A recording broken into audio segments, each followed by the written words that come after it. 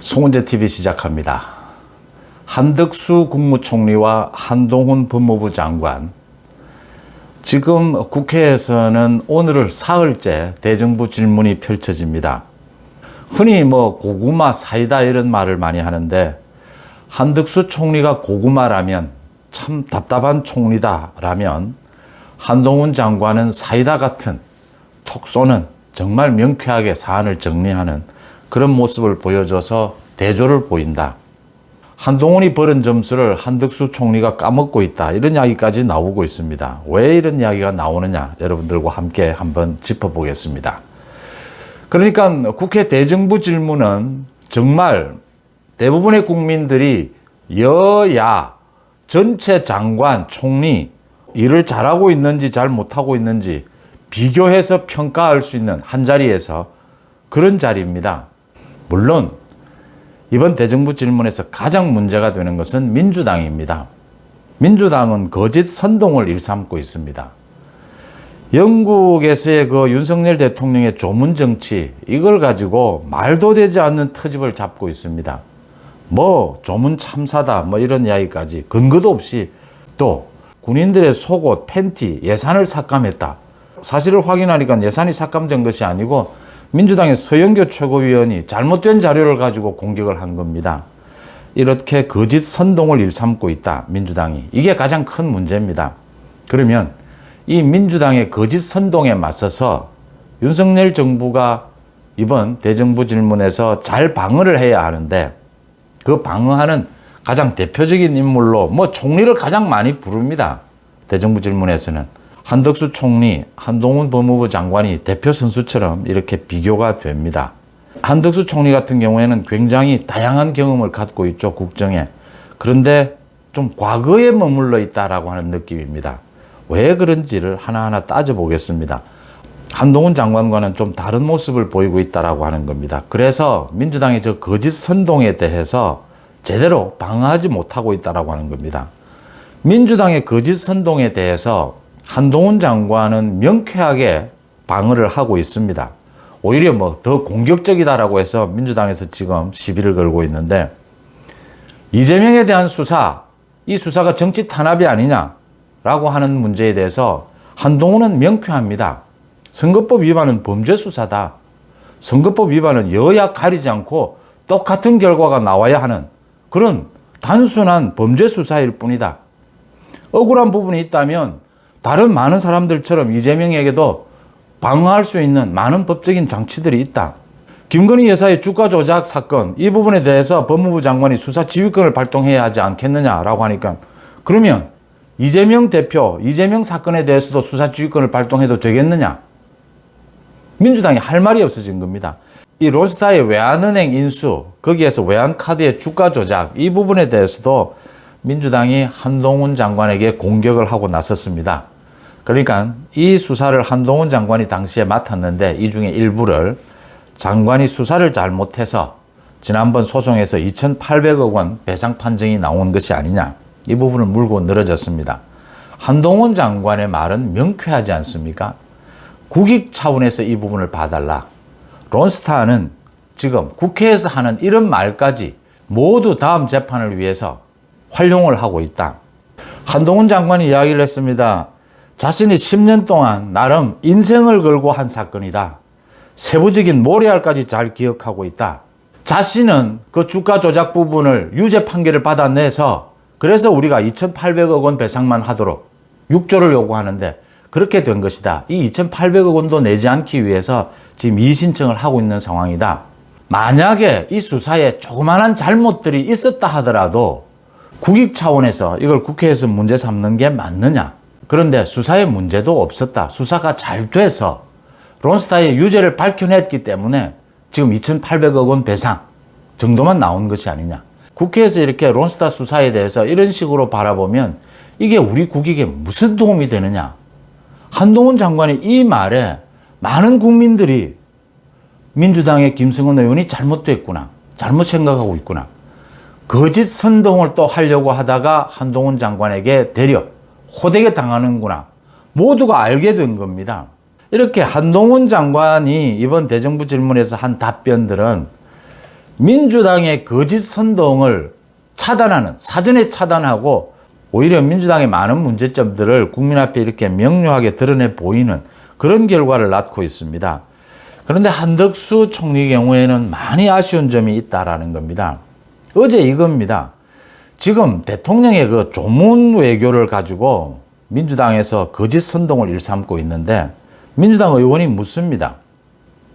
윤석열 대통령이 런던에 언제 도착을 했느냐라고 물으니까 한덕수 총리가 아마 1시인가 1시쯤인가요? 그러니까 당연히 민주당의 김병조 의원입니다. 총리님 참 답답하십니다. 3시 반에 도착했습니다. 이렇게 정정을 해줍니다. 한덕수는 죄송합니다라고 이야기를 합니다. 그러면 박진 외교부 장관은 어디에 있었습니까? 하니까 한덕수 총리가 글쎄요, 저는 뭐 대통령님을 모시는 걸로 그렇게 생각하고 있었는데 뭐 이렇게 말을 제대로 못합니다. 박진 외교부 장관은 한일 정상회담 준비 때문에 먼저 미국으로 가 있었죠. 뉴욕에 가 있었습니다. 이 부분을 또 지적을 합니다. 한덕수 총리가 이 부분을 잘 몰랐던 겁니다. 이렇게 한덕수 총리의 답변이 명료하지 못하면서 지금 물론 민주당이 거짓 선동을 하려고 하는 겁니다. 그런데 여기에 보태주는 꼴이 되었다 하는 겁니다. 민주당이 거짓 선동을 하는 부분에 대해서 사전에 한동훈처럼 차단하지 못하고 이렇게 보태주는 꼴이 됐다라고 하는 겁니다. 지금 민주당이 조문 참사다라고 이야기를 하고 뭐 상갓집을 가서 육개장만 먹고 조문은 하지 않은 꼴이다 이렇게 이야기를 하는데 이게 무슨 트집을 잡을 일입니까? 상갓집에를 가면 상주 위주로, 상주가 뭘 요청하면 상주 위주로 따라주는 것이 예의 아닙니까? 윤석열 대통령이 제 시간에 도착을 했는데 왕실 쪽에서, 영국 왕실 쪽에서 지금 여러 가지 사정상 내일 좀 연기해달라. 그래서 윤석열 대통령이 그걸 받아들인 것이죠. 이렇게 받아들인 부분을 그 다음날 이제 조문록을 작성을 한 것인데 왜 빨리 도착하지 않았느냐. 처음에는 전혀 준비를 잘못해서 대통령실 외교부가 전혀 잘못해서 조문을 하지 못했다라고 트집을 잡다가 그게 아니고 영국 왕실의 요청이 있었다라고 하니까 그러면 사정이 그랬다면 왜 빨리 도착하지 않았느냐. 이게 지금 뭐 왜 빨리 도착하고 늦게 도착하고 그 문제가 아니지 않습니까? 정시간에 예정대로 도착을 했고 돌발 상황이 발생을 한 것이죠. 상주 측에서 지금 간곡하게 요청을 하는 부분이지 않습니까? 이게 무슨 문제가 됩니까? 그러면 총리의 경우에는 이 부분을 따박따박 반박을 하고 바로 잡아줘야 하는 겁니다. 민주당은 이렇게 대정부 질문을 통해서 이런 질문을 거친 다음에 계속 거짓 선동을 하는 그런 분위기를 잡아가고자 하는 전략이 눈에 보이지 않습니까? 이 부분을 한동훈 장관처럼 사전에 차단할 수 있어야 한다. 또 한덕수 총리는 대통령실의 헬기가 사고가 난 부분, 영빈관 부분 이런 것에 대해서 신문을 보고 알았다. 자신도 몰랐다. 이런 이야기를 해서 민주당으로부터 뭐 또 양측 뭐 여야 가리지 않습니다. 집중타를 맞았습니다. 영빈관을 그러면 총리가 몰랐다면 그럼 영빈관은 누가 추진한 것이냐? 헬기 사고는 신문에 나지도 않았는데 총리가 무슨 신문을 보고 알았단 말이냐? 총리는 그럼 뭐 하는 사람이냐? 국민의힘에서도 이야기가 나옵니다. 총리의 무책임한 답변 이야기가 나올 수밖에 없는 대목입니다. 참 이거 구태입니다. 그러니까 과거에 지금 인터넷 언론 이런 게 없을 때 신문 방송만 있을 때 크게 책임을 지지 않을 이런 사안에 대해서 총리가 주로 답변을 할 때 두루뭉술하게 넘어가기 위해서 주로 뭐 언론을 통해서 알았다, 신문을 통해서 알았다 이러면 더 이제 질문이 이어지지 않고 넘어가고 이러는 10년, 20년 전의 방식입니다. 이런 방식을 버려야 합니다. 이렇게 특히 이 영빈관 부분과 헬기 사고도 있는데 영빈관 부분을 총리가 신문을 보고 알았다라고 하는 것은 너무 무책임한 일입니다. 지금 한덕수 총리가 한동훈 장관과 이렇게 비교를 하게 되면 상당히 기분 나쁠 수도 있는데 지금 가장 문제는 민주당의 거짓 선동 하려고 하는 저게 문제인데 제가 비교를 하지 않을 수가 없는 게 한덕수 총리의 자세가 잘못됐다라고 하는 겁니다. 좀 더 적극적으로 책임 있는 자세로 나서야 한다. 왜 그래야 하느냐 하면요.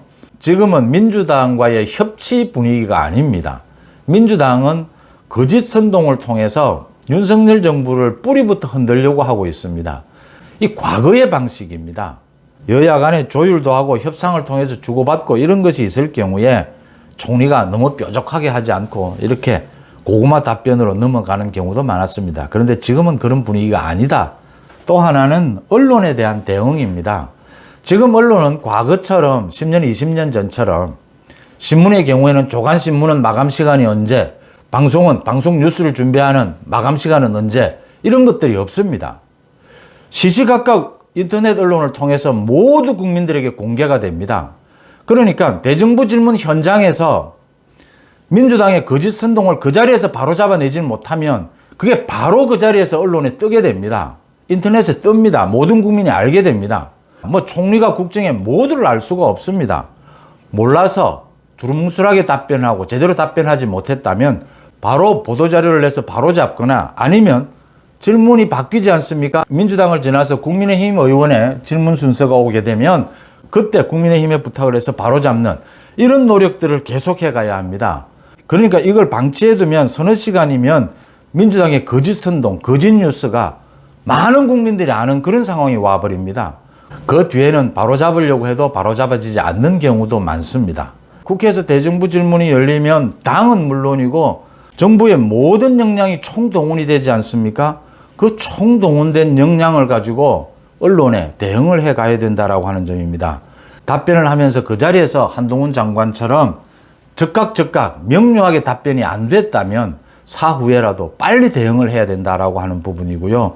물론 대정부 질문에서 답변을 하면서 언제나 공격적으로 정부에서 공격적으로 야당을 대할 필요는 없습니다. 뭐 공격적일 때도 있고 좀 야당의 주장이 말이 안 되는 것이라도 좀 양보해 줄 때도 있고 이런 많은 것들이 필요하죠. 그렇지만 지금은 그런 상황이 아니다. 그리고 언론 환경도 많이 바뀌었다. 이 대정부 질문은 정말 국민 대다수가 총리가 일을 잘 하는지, 장관들이 일을 잘 하는지, 윤석열 정부가 잘 돌아가고 있는지, 여야 국회의원들은 제대로 공부하고 제대로 준비하고 있는지를 한눈에 들여다보는, 나흘 동안에 한눈에 들여다보고 비교할 수 있는 그런 자리다라는 점을 다시 한번 짚어드립니다. 송은재TV 마칩니다. 고맙습니다.